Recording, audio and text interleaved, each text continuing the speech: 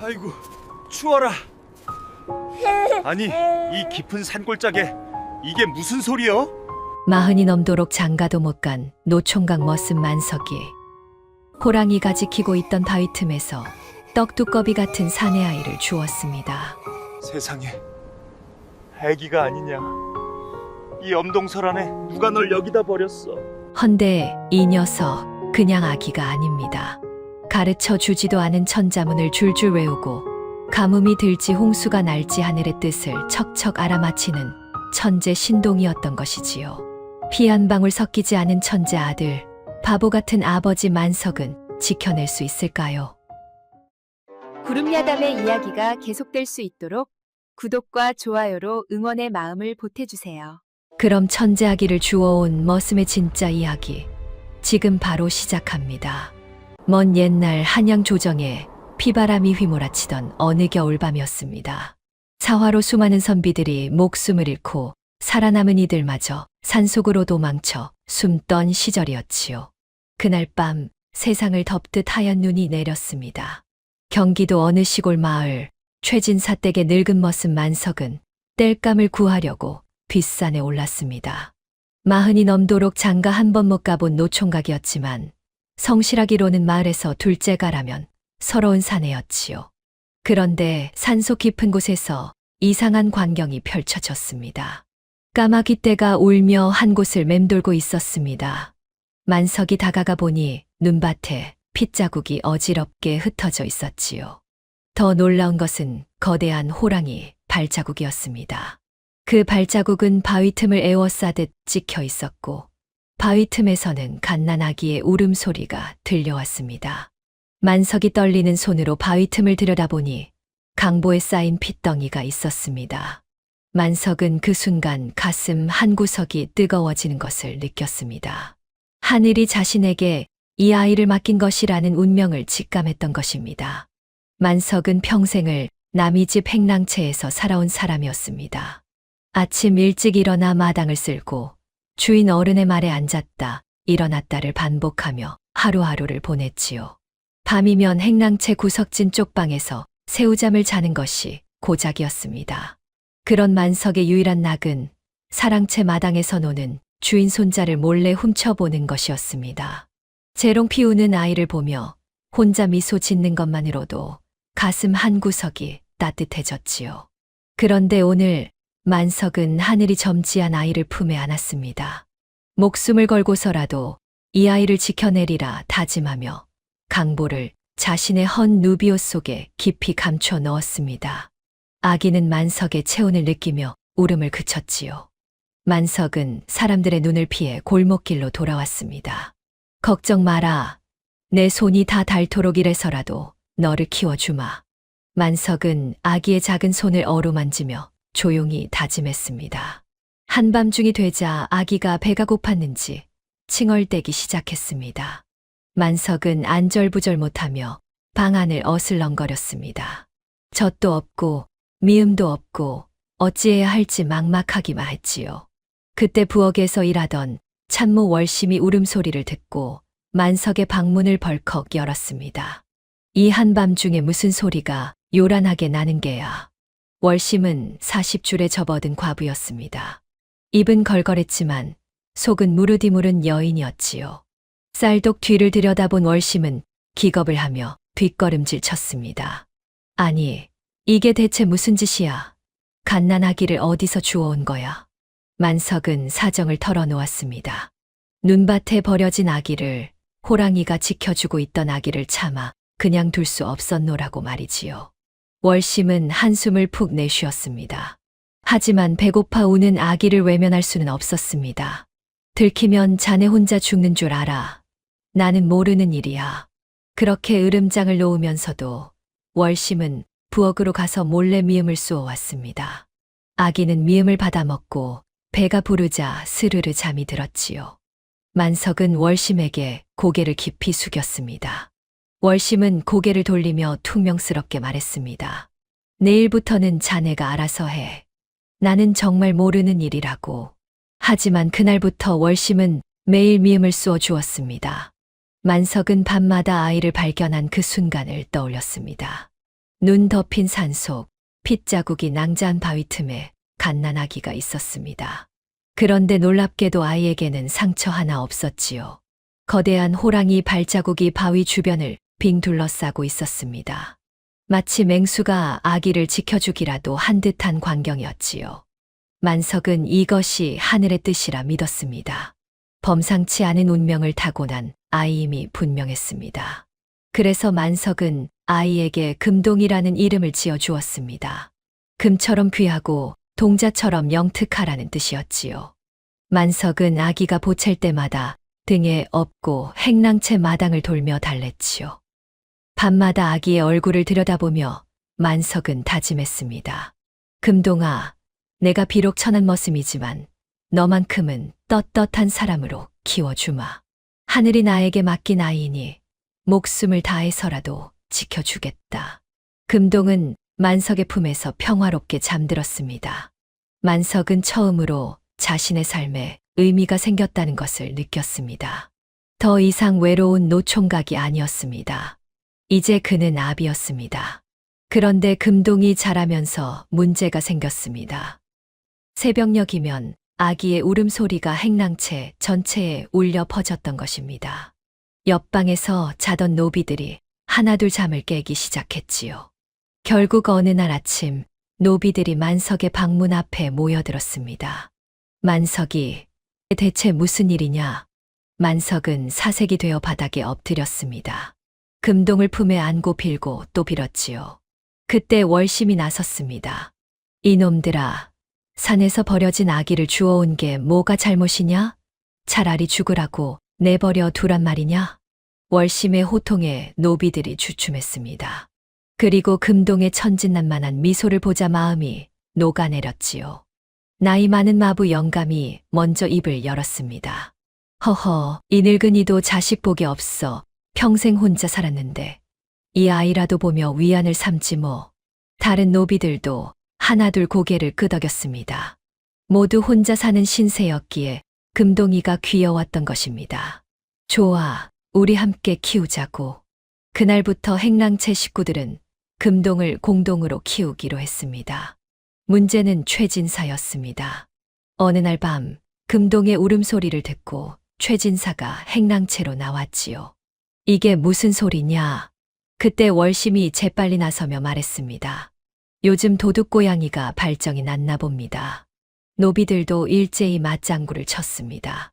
맞습니다. 날이 밤마다 저 고양이들이 울어대서 잠을 못 잘 지경입니다. 최진사는 코를 킁킁거리다가 그냥 돌아갔습니다. 이후로도 금동이 울 때마다 또 도둑고양이가 우네 하며 위기를 모면했지요. 금동은 행랑채 전체의 귀염둥이로 자랐습니다. 금동이 자라면서 미음만으로는 배를 채울 수 없게 되었습니다. 만석은 동양젖을 얻기 위해 마을을 돌아다녔습니다. 자존심도 체면도 없었지요. 아이를 위해서라면 무릎이라도 꿇을 각오였습니다. 대개 아기에게 남는 젖이 있다면 조금만 나눠주시오. 어떤 집에서는 문전박대를 당했습니다.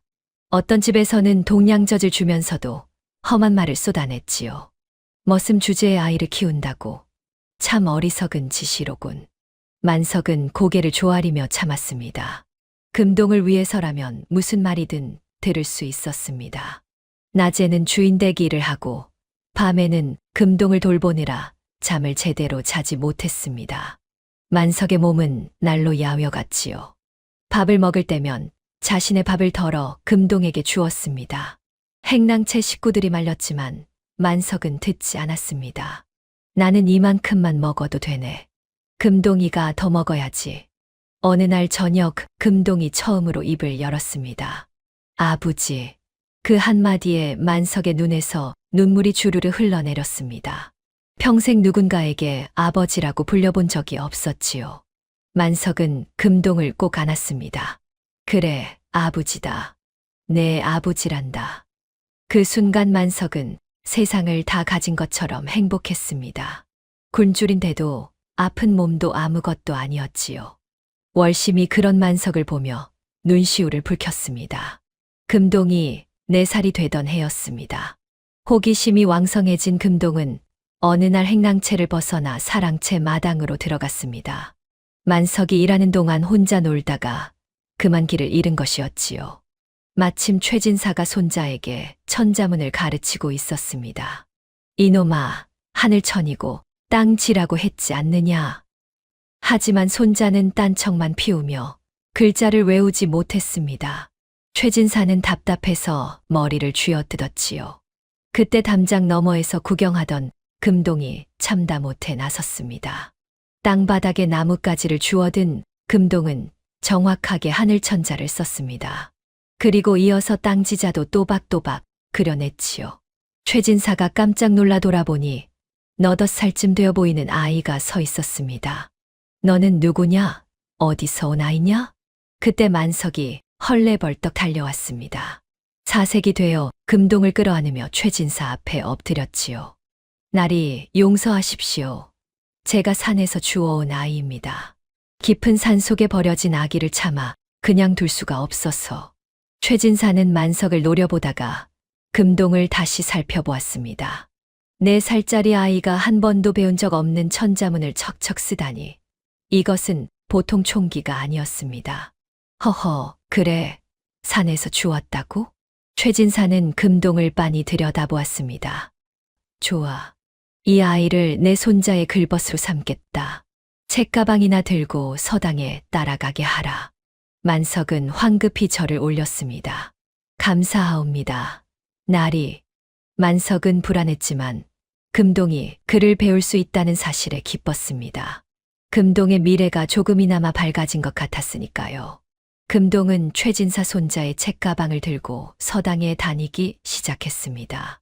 손자 도련님은 글 읽기를 싫어했습니다. 서당에 가서도 멍하니 앉아 있거나 딴짓만 했지요. 반면 금동은 달랐습니다. 책가방을 들고 뒤에 서 있으면서도 귀를 쫑긋 세우고 훈장의 강의를 들었습니다. 한 번 들은 것은 단번에 외워버렸지요. 손자 도련님이 석 달이 걸려도 못 외우는 천자문을 금동은 사흘 만에 줄줄 외웠습니다.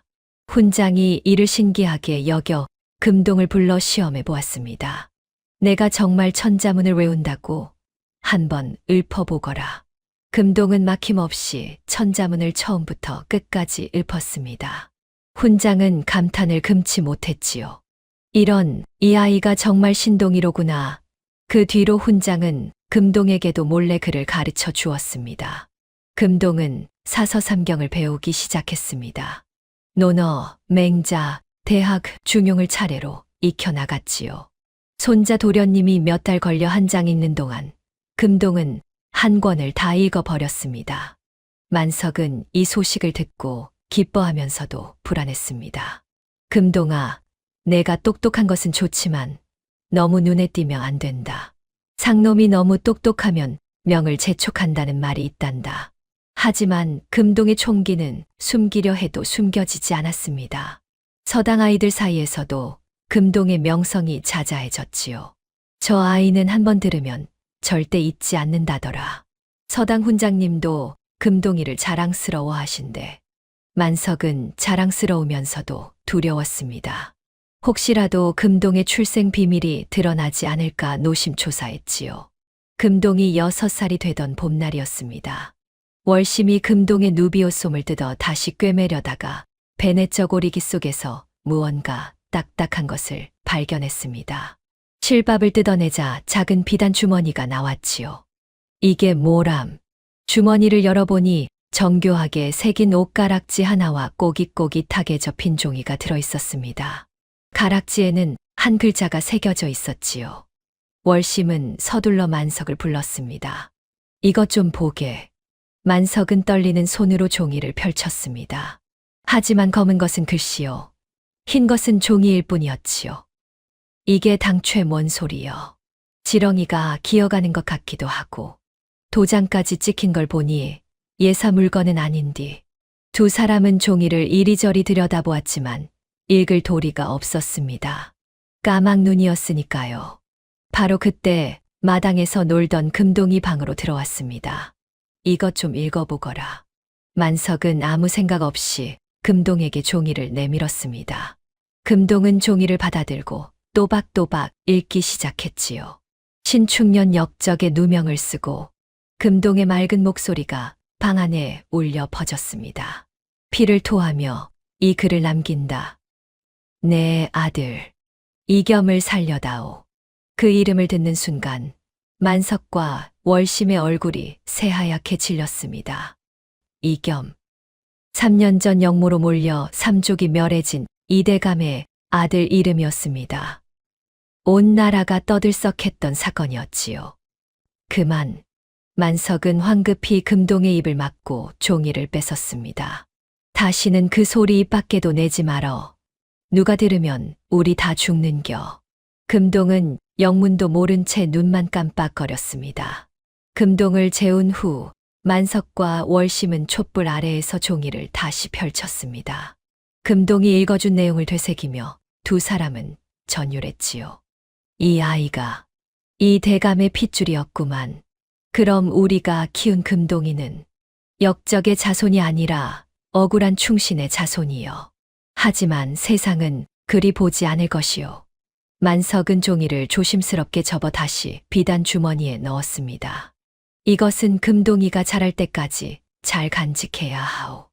언젠가는 이 아이의 가문이 신원될 날이 올 것이요.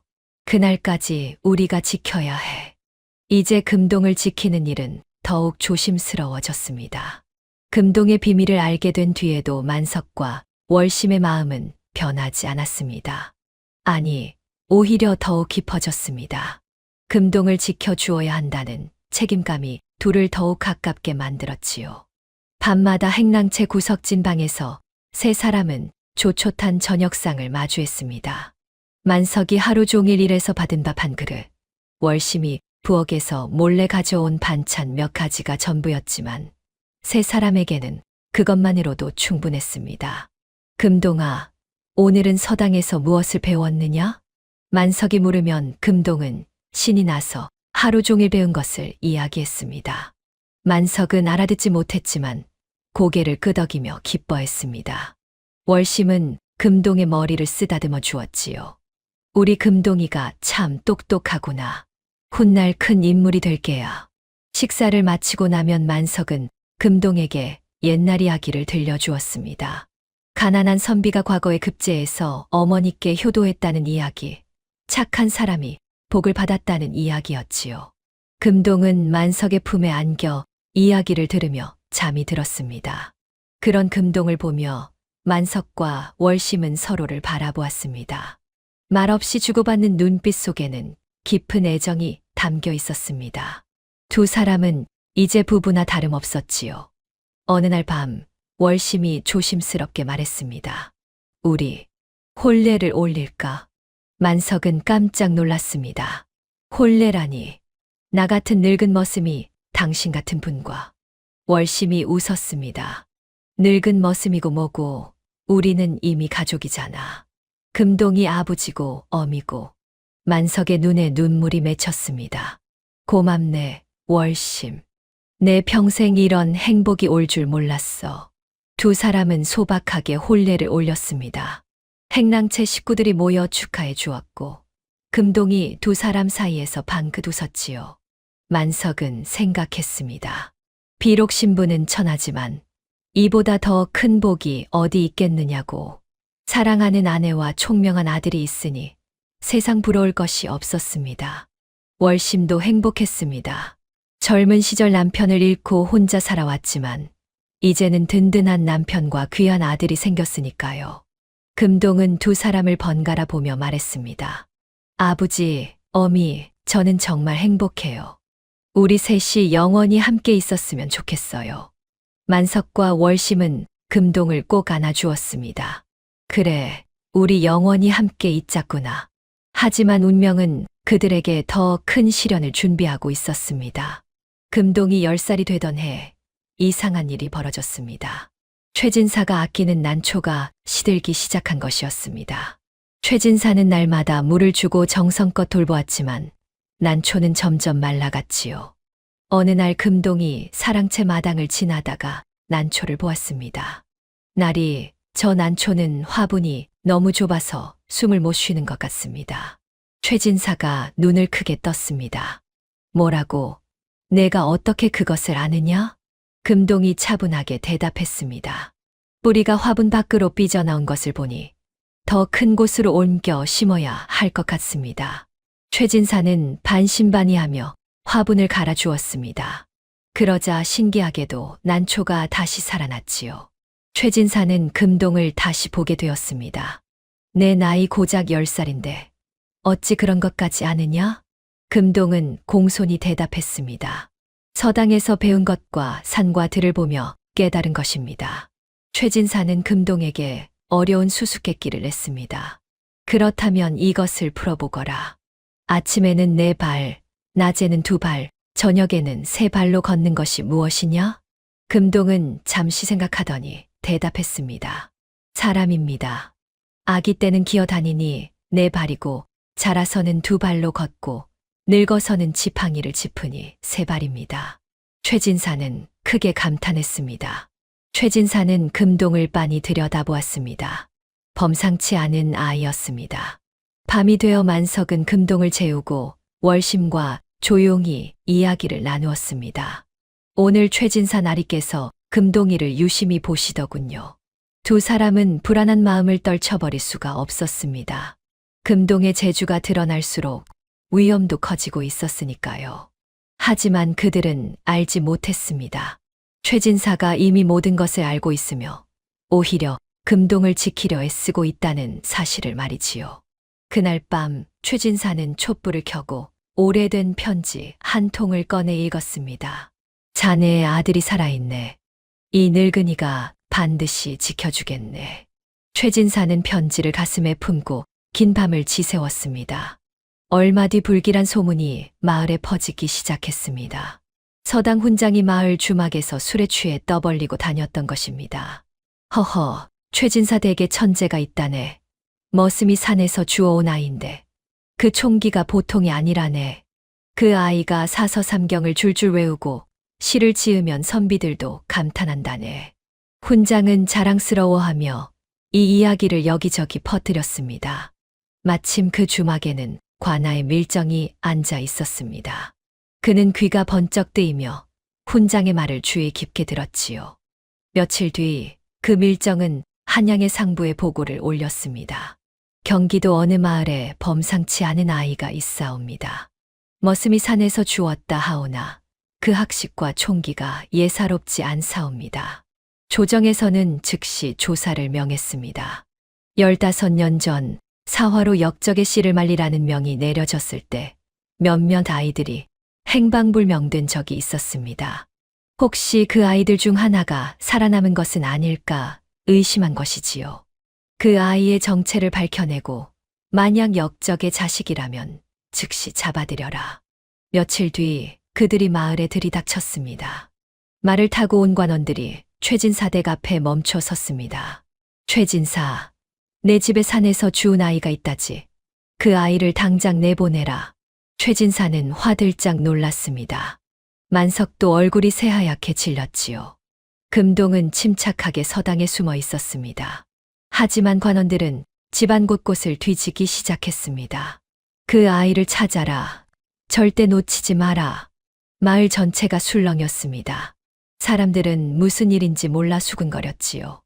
만석은 금동을 지키기 위해 필사적으로 생각했습니다. 어떻게든 시간을 벌어야 했습니다. 월심도 부엌에서 금동을 숨길 곳을 찾아 헤맸습니다. 금동아, 절대 나가면 안 된다. 어미가 널 지켜줄게. 하지만 수색은 점점 좁혀 오고 있었습니다. 위기가 코앞까지 다가왔지요. 관원들이 행랑채까지 들이닥쳤습니다. 이놈들 어디 숨겼느냐. 그 아이를 당장 내놓지 못할까. 나졸들은 방마다 문을 박차고 들어가 뒤졌습니다.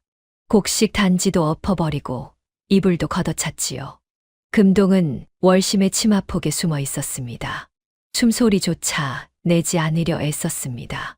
그때 만석이 벌떡 일어서며 소리쳤습니다. 내가 곳간의 쌀을 훔쳤습니다. 모두가 만석을 돌아보았습니다. 뭐라고? 만석은 거짓으로 난동을 피웠습니다. 나리들, 제가 주인 댁 곳간에서 쌀을 훔쳐 팔아먹었습니다. 저를 잡아가십시오. 만석은 일부러 곳간으로 뛰어가 쌀 가마니를 엎어버렸습니다. 쌀이 바닥에 쏟아졌지요. 이놈, 감히 주인의 재물을 훔쳐 당장 잡아들여라. 만석은 멍석마리를 당했습니다.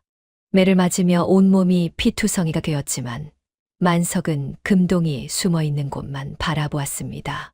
이놈, 사실대로 말해. 산에서 주운 아이가 어디 있느냐? 모릅니다. 그냥 산에서 울고 있길래 데려왔을 뿐입니다. 매질이 계속되었습니다. 만석의 등짝이 터져 피가 흘렀지요. 행랑채 식구들이 모두 나와 울며 만석을 변호했습니다. 나리, 만석이는 착한 사람입니다. 그저 불쌍한 아이를 구해준 것뿐입니다. 아이는 그냥 평범한 아이입니다. 아무 잘못도 없습니다. 월심도 울며 매달렸습니다. 제발 그만두십시오. 사람 죽이시렵니까? 만석은 의식이 흐려지면서도 금동을 생각했습니다. 내 목숨을 바쳐서라도 금동만은 지켜야 한다고 다짐했지요. 만석이 거의 죽어가고 있을 때 최진사가 나섰습니다. 그만, 더 이상 때리지 마라. 최진사는 품에서 은자 주머니를 꺼내 관원들의 손에 쥐어 주었습니다. 이것으로 만석을 풀어주시오. 그는 내 집 머슴이오. 내가 책임지겠소. 그들은 은자 주머니의 무게를 가늠하더니 고개를 끄덕였습니다. 좋소. 하지만 그 아이는 계속 조사할 것이오. 관원들이 물러가자 최진사는 만석을 방으로 옮겼습니다. 월심이 상처를 치료하며 울었습니다. 금동이는 무사한가? 네, 무사해요. 당신 덕분에 살았어요. 최진사는 방 밖에 서서 복잡한 표정을 지었습니다. 사실 최진사는 금동의 정체를 진작에 눈치채고 있었습니다. 금동의 친부는 최진사의 옛벗이었지요. 사화가 일어났을 때 최진사는 친구를 배신하고 살아남았습니다. 그 죄책감이 늘 마음 한구석에 자리 잡고 있었지요. 하지만 최진사가 만석을 구해준 진짜 이유는 다른 데 있었습니다. 만약 만석이 금동의 정체를 불면 자신도 역적을 숨겨 준 죄로 죽을 수 있었기 때문입니다. 겁쟁이 양반의 이중적인 면모였지요. 최진사는 한숨을 쉬었습니다. 만석, 당신은 참으로 어리석은 사람이요. 하지만 나보다는 훨씬 용감한 사람이요. 최진사는 조용히 방을 나갔습니다. 그날 밤 금동은 만석의 머리맡에 앉아 눈물을 흘렸습니다. 아버지, 저 때문에 이렇게 되셨어요. 제가 나쁜 아이예요. 만석이 금동의 손을 꼭 잡았습니다. 아니다, 금동아. 너는 아무 잘못이 없다. 세상이 잘못된 거지. 금동은 다짐했습니다. 아버지의 은혜를 평생 잊지 않겠다고, 꼭 훌륭한 사람이 되어 보답하겠다고 말이지요. 그해 여름, 극심한 가뭄이 찾아왔습니다. 하늘에서 비 한 방울 내리지 않았습니다. 논밭이 쩍쩍 갈라지고 우물이 바닥을 드러냈지요. 농사를 망친 백성들은 하늘을 원망했습니다. 이게 다 무슨 징조인가? 하늘이 노하신 게 분명해. 그때 마을 무당이 나섰습니다. 이것은 부정을 탄 놈 때문입니다. 마을에 부정한 것이 들어와 용왕님께서 노하신 것입니다. 무당은 구판을 벌였습니다. 진과 북을 울리며 춤을 추었지요. 부정한 것을 없애야 합니다. 그래야 비가 내립니다. 사람들이 물었습니다. 부정한 것이 무엇입니까? 무당이 최진사 댁을 가리켰습니다. 저 집의 산에서 주운 아이가 있지 않습니까? 그 아이가 바로 부정입니다. 귀신이 씌인 아이입니다. 가뭄에 지쳐 이성을 잃은 백성들은 무당의 말을 믿기 시작했습니다. 그래, 그 아이 때문이야. 산에서 주운 아이라며 그게 무슨 상서로운 일이겠어. 분명 귀신이 씌었을 거야. 밤이 되자 마을 사람들이 낫과 횃불을 들고 최진사 댁으로 몰려왔습니다. 그 아이를 내놓아라. 제물로 바쳐야 한다. 만석과 월심은 금동을 감싸며 막아섰습니다. 안 됩니다. 금동이는 아무 잘못이 없습니다. 하지만 관기에 찬 군중은 듣지 않았습니다. 비켜라. 우리 모두 굶어 죽게 생겼는데 그 귀신 들린 아이 하나 못 죽이겠느냐. 최진사도 나섰지만 소용없었습니다. 여보게들 진정하시게. 그 아이는 착한 아이일세. 최진사도 귀신에게 홀린 게 분명해. 저 영감도 함께 벌을 받아야 해. 상황은 점점 악화되었습니다. 금동의 목숨이 위태로워졌지요. 사람들이 금동을 제물로 끌고 가려 할 때 금동이 당당히 나섰습니다. 잠깐 기다려 주십시오. 소년의 목소리가 군중을 잠시 멈추게 했습니다. 무당이 비웃었습니다. 저것 봐라. 귀신 들린 아이가 변명을 하려나 보구나. 금동은 침착하게 마당의 주춧돌을 가리켰습니다. 여러분, 저것을 보십시오. 사람들이 주춧돌을 보았습니다. 마른 돌에 물기가 배어나고 있었지요. 그리고 저기 개미떼를 보십시오. 개미들이 알을 물고 언덕 위로 줄지어 올라가고 있었습니다. 제비들이 낮게 나는 것도 보십시오. 하늘에서 제비들이 낮게 날고 있었습니다. 금동이 설명했습니다. 주춧돌에 물기가 배는 것은 공기 중에 습기가 많아졌다는 뜻입니다. 개미가 알을 옮기는 것은 비를 피하기 위함입니다. 제비가 낮게 나는 것은 날개가 습기를 머금었기 때문입니다. 이 모든 것은 하늘의 저주가 아니라 큰 비가 내릴 자연의 징조입니다. 금동은 무당을 똑바로 쳐다보았습니다. 반나절만 기다려 주십시오. 분명 비가 내릴 것입니다.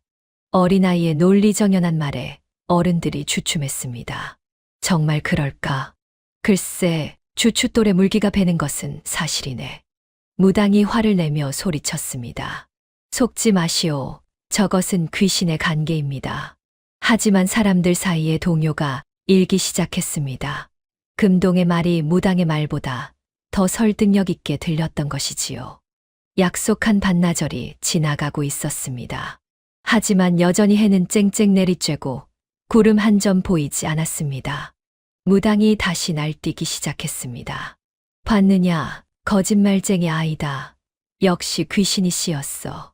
사람들도 다시 흉흉해졌습니다. 속았어. 저 아이는 거짓말쟁이야. 당장 제물로 바치자. 만석이 금동을 온몸으로 감쌌습니다. 안 됩니다. 나를 먼저 죽이시오. 월심도 울며 매달렸습니다. 제발 우리 아들을 살려주세요. 바로 그때였습니다. 서쪽 하늘에서 먹구름이 몰려오기 시작했습니다. 순식간에 하늘이 어두워졌지요. 바람이 세차게 불고 나뭇가지가 휘청거렸습니다. 저것 좀 보시오. 사람들이 하늘을 올려다보았습니다. 그리고 이내 빗방울이 떨어지기 시작했습니다. 처음에는 한두 방울이었지만 곧 장대비가 쏟아져 내렸지요. 비다, 비가 온다. 사람들은 환호성을 질렀습니다. 마른 땅이 빗물을 머금었고 논밭이 촉촉해졌습니다. 금동의 말이 맞았던 것입니다. 신기가 아니라 자연의 이치를 관찰한 지혜가 증명된 순간이었지요. 사람들은 부끄러움에 고개를 숙였습니다. 우리가 큰 잘못을 저지를 뻔했구나. 저 아이는 귀신이 씌인 게 아니라 하늘이 내린 총명을 가진 아이였어. 무당은 주랭랑을 쳤습니다. 만석은 빗속에서 금동을 끌어안고 오열했습니다. 금동아, 내가 우리를 살렸구나.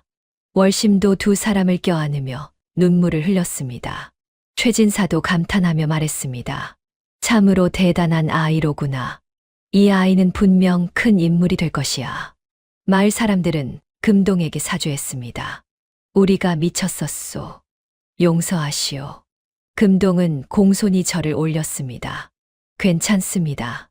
여러분도 가뭄 때문에 고통받으셨으니까요. 비는 밤새 내렸습니다. 마른 땅이 충분히 물을 머금을 때까지 말이지요. 그날 밤 만석과 월심과 금동은 행랑채에서 서로를 껴안고 잠들었습니다. 가장 위험한 고비를 넘긴 것입니다. 비가 온 뒤 세상이 바뀌었습니다. 한양 조정에서 정권이 교체되었고 과거 사화로 억울하게 죽은 선비들이 신원되기 시작했습니다. 이 대감은 역적이 아니었다. 충신이었다. 조정에서 공식적으로 복권 조치가 내려졌습니다. 금동 친부의 옛 제자이자 당숙인 양반이 한양에서 내려와 금동을 찾아냈습니다. 정말 스승님의 아드님이시군요. 그 눈빛이 스승님과 똑같습니다. 양반은 만석에게 큰 절을 올렸습니다. 은인이시여, 목숨을 걸고 우리 가문의 혈육을 지켜주셨으니 이 은혜를 어찌 갚겠습니까? 만석은 황급히 양반을 일으켰습니다. 아닙니다. 나리. 저는 그저 아이가 불쌍해서 키웠을 뿐입니다. 양반은 금동을 한양으로 데려가려 했습니다. 이제 가문이 복권되었으니 도련님께서는 마땅히 한양으로 가셔야 합니다. 금동은 만석을 바라보며 눈물을 글썽였습니다. 아버지. 만석은 가슴이 찢어지는 것 같았습니다. 하지만 금동의 앞길을 위해서는 보내야 한다는 것을 알았습니다. 만석은 일부러 모진 말을 했습니다. 금동아, 너는 이제 양반이다.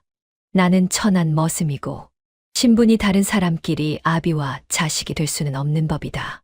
어서 가거라. 금동은 울며 소리쳤습니다. 아니에요, 아버지. 저는 평생 아버지의 아들입니다. 월심도 눈물을 흘리며 금동을 껴안았습니다. 금동아, 어미도 내가 잘 되기를 바란다. 한양 가서 훌륭한 사람이 되거라. 금동은 두 사람에게 큰 절을 올렸습니다. 아버지, 어미 소자는 절대 은혜를 잊지 않겠습니다. 반드시 훌륭한 사람이 되어 돌아오겠습니다. 금동은 가마에 올랐습니다. 계속 뒤를 돌아보며 만석과 월심을 바라보았지요. 만석은 참았던 눈물을 터뜨렸습니다. 월심도 흐느끼며 손수건을 꺼내 눈물을 닦았습니다. 가마가 멀어져 갔습니다. 금동의 모습이 점점 작아졌지요. 만석은 그 자리에 주저앉아 한참을 울었습니다. 가마가 마을을 벗어나려 할 때 만석이 벌떡 일어났습니다. 금동아, 금동아. 만석은 가마를 뒤쫓아 달리기 시작했습니다. 집신이 벗겨지는 줄도 모르고 맨발로 달렸습니다. 거친 돌길에 발이 까지고 피가 났지만 만석은 멈추지 않았지요. 금동아, 내 아들. 가마 안에 금동도 울고 있었습니다. 뒤쫓아오는 아버지의 모습에 가슴이 찢어졌지요. 양반이 가마를 멈추게 했습니다. 만석이 가마 앞에 다다라 헐떡였습니다. 발은 피투성이었고 온몸은 땀으로 범벅이 되어 있었지요. 금동아. 만석은 품에서 무언가를 꺼냈습니다. 금동이 어렸을 때 입던 누비옷 조각이었습니다. 이것을 가져가거라. 내가 처음 왔을 때 입고 있던 옷이다. 이것을 보면 우리를 기억할 게다. 금동은 누비옷 조각을 받아 가슴에 꼭 안았습니다. 아버지, 저는 절대 잊지 않을 거예요. 평생 아버지를 제 아버지로 모실 거예요. 만석이 금동의 머리를 쓰다듬었습니다. 그래, 너는 효자란다. 훌륭한 아들이야. 월심도 따라와 금동의 손을 잡았습니다. 금동아, 한양 가서 몸조리 잘하고 끼니 거르지 말거라. 네, 어미. 저도 늘 그리워할 거예요. 가마가 다시 출발했습니다. 만석과 월심은 가마가 완전히 보이지 않을 때까지 그 자리에 서 있었습니다. 마을 사람들도 멀리서 그 광경을 지켜보며 눈시울을 붉혔습니다. 저 만석이라는 사람 참 대단해. 피 한 방울 섞이지 않은 아이를 저렇게 사랑하다니. 낳은 정보다 기른 정이 더 깊다더니 정말 그렇구나. 최진사도 사랑채에서 그 모습을 지켜보았습니다. 만석, 당신이야말로 진정한 양반이오. 그날 밤 만석과 월심은 텅 빈 금동의 방에 앉아 있었습니다. 금동이가 보고 싶네. 만석이 중얼거렸습니다. 월심이 만석의 손을 꼭 잡았습니다. 언젠가 다시 만날 거예요. 우리 금동이는 약속을 지키는 아이니까요. 두 사람은 서로를 의지하며 위로했습니다. 세월이 흘러 10년이 지났습니다. 만석과 월심은 최진사의 도움으로 작은 주막을 차려 살고 있었습니다. 늙은 부부는 손님들에게 밥을 내주며 평화롭게 살아갔지요. 어느 봄날이었습니다. 주막 앞 매화나무의 꽃이 활짝 피어 있었습니다. 그날 화려한 행렬이 마을에 들어왔습니다. 암행어사의 행차였지요. 비단 관복을 입은 젊은 어사가 말에서 내렸습니다. 그리고 주막으로 걸어왔습니다. 만석이 고개를 들어 어사를 보는 순간 심장이 멎는 것 같았습니다. 금동이냐? 젊은 어사가 환하게 웃었습니다. 아버지, 어머니, 소자, 약속대로 훌륭한 사람이 되어 돌아왔습니다. 금동은 장원 급제를 한 뒤 암행어사가 되어 민생을 살피러 다니고 있었던 것입니다. 만석과 월심은 믿을 수 없다는 듯 금동을 바라보았습니다. 금동은 두 사람 앞에 무릎을 꿇고 큰 절을 올렸습니다. 아버지, 어머니, 소자가 늦었습니다. 용서하십시오. 만석이 금동을 끌어안았습니다. 아니다, 금동아. 내가 이렇게 훌륭하게 자라주어 고맙구나. 월심도 금동을 껴안으며 울었습니다. 우리 아들 정말 잘 자랐구나. 어미가 얼마나 자랑스러운지 몰라. 마을 사람들이 모두 모여들었습니다. 저 사람이 옛날 만석이가 키운 금동이라고? 맙소사, 암행어사가 되었다니. 금동은 마을 사람들에게도 인사를 올렸습니다. 여러분께 감사드립니다. 비록 저를 오해하신 적도 있었지만 결국 저를 받아주셨습니다. 사람들은 부끄러워하며 고개를 숙였습니다. 최진사도 나와서 금동을 축하했습니다. 금동 도령, 아니 어사나리, 축하하오. 이 늙은이도 기쁘오. 금동은 최진사에게도 감사를 표했습니다. 진사 나리께서도 은혜를 베풀어 주셨습니다. 감사드립니다. 금동은 품에서 문서를 꺼냈습니다. 아버지, 이것은 조정에서 내려온 양인 문서입니다. 이제 아버지와 어머니는 자유의 몸이십니다. 만석과 월심은 눈을 크게 떴습니다. 이게 정말이냐? 네, 조정에 주청하여 받아냈습니다. 이제 누구의 종도 아니십니다. 만석은 눈물을 흘렸습니다. 금동아, 내가 우리에게 이보다 더 큰 선물이 어디 있겠느냐.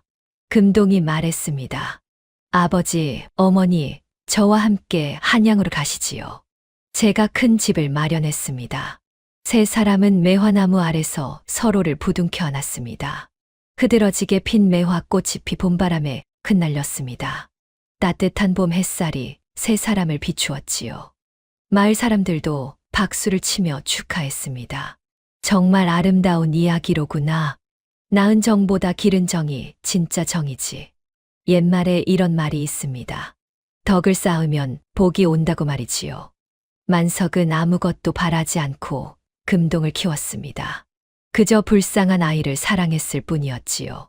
하지만 그 사랑은 결국 만석에게 가장 큰 복으로 돌아왔습니다. 금동은 만석에게 평생의 은혜를 갚았고 만석은 진정한 가족을 얻었습니다. 작은 친절이 큰 복으로 돌아온 것입니다. 다음 영상을 빠르게 만나보시려면 좋아요와 구독을 눌러주세요. 그럼 더 재미있는 영상으로 찾아뵙겠습니다. 모두 행복한 하루 보내세요.